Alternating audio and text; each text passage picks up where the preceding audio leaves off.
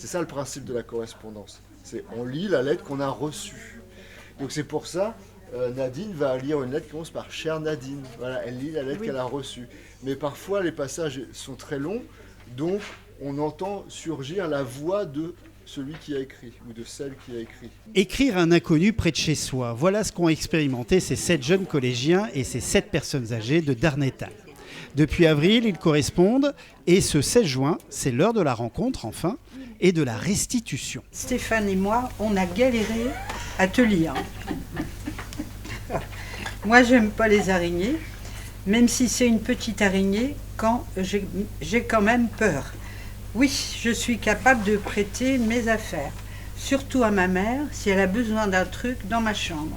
Merci pour ta première lettre qui m'a permis de te faire connaissance. Avec mon jeune correspondant, j'ai tout de même hâte de te voir en vrai. De toute façon, ce sera une belle surprise. Je suis une mamie de 90 ans et nous échangeons des choses de ma vie avec un retour des choses de la tienne. Le département nous a proposé le projet, donc j'ai sélectionné 7 élèves de 6e dont j'ai la charge.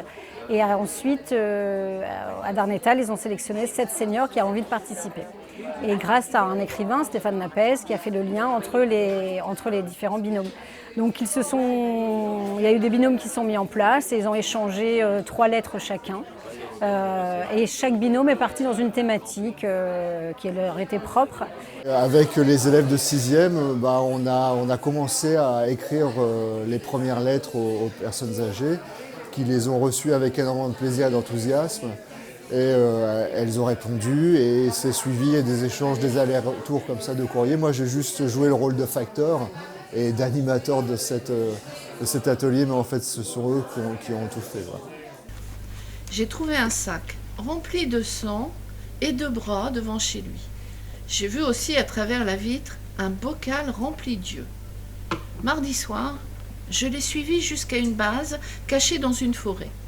À l'intérieur de la base, j'ai vu un grand bocal avec un corps dedans, comme si on le conservait pour faire des expériences chimiques.